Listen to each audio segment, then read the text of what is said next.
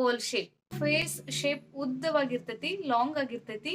ಇವಿನ್ ಜ್ವಾಲೈನ್ ಅದಲ್ಲ, ಇವ ಒಂದ್ ಸ್ವಲ್ಪ ಸ್ಮೂತ್ ಆಗಿರ್ತಾವು.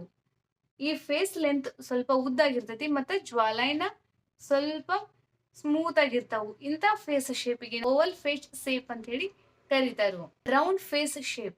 ಮುಖದ ಉದ್ದ ಮತ್ತು ಅಗಲ ಬಹುತೇಕವಾಗಿ ಸಮಾನವಾಗಿರ್ತೈತಿ.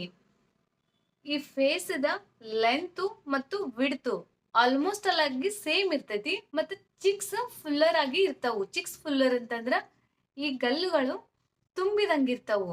ಅಂತಹ ಫೇಸ್ ಶೇಪಿಗೆ ನಾವು ರೌಂಡ್ ಫೇಸ್ ಶೇಪ್ ಅಂತ ಹೇಳಿ ಕರಿತೀವಿ. Third one square face shape. Guys, forehead, cheek bone, jawline ಇವ್ ಎರಡು ಸೇಮ್ ಮೆಜರ್ಮೆಂಟ್ ಇರ್ತಾವು.